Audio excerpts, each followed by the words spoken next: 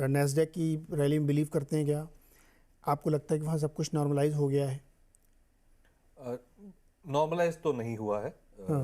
ये तो जिस तरह से शॉर्ट टर्म रेट्स को ऊपर किया गया है वो अनप्रेसिडेंटेड है।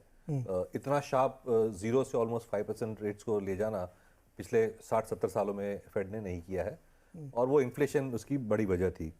तो इस तरह से जब एक शॉक होता है तो हमने देखा उसके कॉन्सिक्वेंसेस होते हैं, और ये जब हमने 3-4 जो मिड साइज बैंक्स का कोलैप्स होना हमने देखा, that is one of the side effects of such a sharp tightening.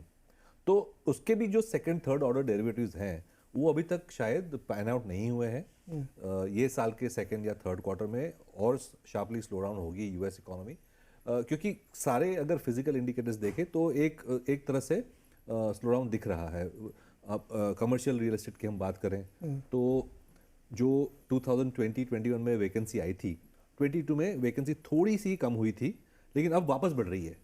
तो almost 20% of commercial real estate अभी भी वेकेंट है यूएस में। वो एक बड़ा हाई नंबर है हिस्टोरिकल स्टैंडर्ड्स के हिसाब से। हम होम प्राइसेस देखें, जो रेसिडेंशियल होम्स हैं उनके प्राइसेस बहुत बहुत टाइम के बाद ईयर ऑन ईयर बेसिस पे नेगेटिव ग्रोथ दिखा रहे हैं। तो काफ़ी सारे जो इंडिकेटर्स हैं वो स्लो डाउन की ओर पॉइंट कर रहे हैं, और ऐसे माहौल में ये कह देना सीधा कि कोई प्रॉब्लम नहीं है, वो थोड़ा रिस्की रहेगा। दूसरी एक ये बात है, जो स्मॉल बैंक्स थी, regional banks, Anurag is the expert here, वो शायद क्लैरिफाई और कर सके, बट मेरे हिसाब से मैंने जितना पढ़ा है, जो कमर्शियल रियल एस्टेट में हम स्लो डाउन देख रहे हैं उसका जो काफ़ी सारा फंडिंग ये रीजनल बैंक्स और स्मॉल बैंक से आ रहा था। करेक्ट। और स्मॉल बैंक्स के पास अभी रिफाइनेंस करने की क्षमता है नहीं, क्योंकि उनकी तो लिक्विडिटी कम हो चुकी है। तो ये जो कमर्शियल रियल एस्टेट की जो बोरोइंग है वो जब रीफंडिंग के लिए आएगी नेक्स्ट 3, 6, 12, 18 महीने में, तो वो कैसे होगी वो भी एक देखना है। और प्लस इंक्रीमेंटल लैंडिंग तो बिल्कुल नहीं होगी, तो नए जो प्रोजेक्ट्स आएंगे वो तो बिल्कुल नहीं आएंगे। तो ऑब्वियसली ग्रोथ का जो है वो एक हेडविंड है। तो ये कहना कि कंप्लीटली सिचुएशन हम बाहर आ गए जस्ट बिकॉज नैस्डैक चल गया है, वो एक रिस्की प्रोपोजिशन है। नैस्डैक की एक और वजह है कि जैसे हम इंडियन मार्केट में देखते हैं कि निफ्टी हमने देखा कि 4 दिन पहले तक रिकॉर्ड शॉर्ट लेवल पे चल रहा था। करेक्ट। और अब लास्ट 3 दिन में देख रहे हैं कि एफआईएस रिकॉर्ड शॉट काट रहे हैं। तो वैसी सिचुएशन शायद वहां भी है। और एक नया जो एनिमल खड़ा हो चुका है लास्ट 3 महीने में, जो एआई का, तो अगर आप देखें जो अमेजॉन है, माइक्रोसॉफ्ट है, they are actually trying to lead the path there.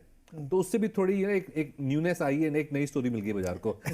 ये इसमें मैं भी थोड़ा सा इनपुट दूंगा आप लोगों को। तो अच्छा, मैं क्या ये मानूं, बड़ी पॉलिश लैंग्वेज में कहूं कि ये तूफान से पहले ही शांति है? तूफान तो ऑलरेडी चल रहा है। नहीं, अभी रुक गया है। अभी रुक गया, सब कुछ नॉर्मल लग रहा है। हाँ, सब ठीक हो गया, ठीक हो गया। क्योंकि इतना बड़ा कमर्शियल रियल एस्टेट जिसकी रिफाइनेंसिंग होनी है, और कैसे होगी किसी को नहीं पता। और आपने सही कहा कि रीजनल बैंक ने ज़्यादा उसको फाइनेंस किया था। तो यानी कि अभी ये भरोसा कर लेना, बिलीव कर लेना ठीक नहीं है कि सब कुछ नॉर्मल, कोई बैंक नया नहीं आया इसलिए नॉर्मल, ये बात ठीक नहीं है। करेक्ट, एग्जैक्टली, है ना। और नैस्डैक में आपने कहा कि जो तेजी, उसमें 9 कंपनियां हैं। दर्शकों को स्क्रीन पे चल भी रहे होंगे, वो नाम बता देता हूँ। ये बहुत ही इंटरेस्टिंग स्टोरी नैस्डैक की है। Apple, Nvidia, Microsoft, Meta, Tesla, Amazon, alphabet, Salesforce और एएमडी। इनकी जो तेजी है वो एसएनपी को पहले लेते हैं, उसमें 160% का कंट्रीब्यूशन है। बिल्कुल। और नैस्डैक की 91% तेजी इन 9 कंपनी की वजह से। बिल्कुल बिल्कुल। बाकी का कोई कंट्रीब्यूशन नहीं है। बिल्कुल। तो इसलिए ये नैस्डैक की रैली धोखा है। और एसएनपी में भी अब जो लास्ट 10 साल से जिस तरह से टेक्नोलॉजी कंपनीज ने आउट परफॉर्म किया है, तो अब नैस्डैक में तो इनका वेट बहुत ज्यादा है ही। एसएनपी 500 में भी इनका वेट 26-27% हो गया। एग्जैक्टली, इसीलिए तो एसएनपी को भी अब ड्राइव कर रहा है। एसएनपी को भी ड्राइव कर रहे हैं और नैस्डैक को ड्राइव कर रहे हैं।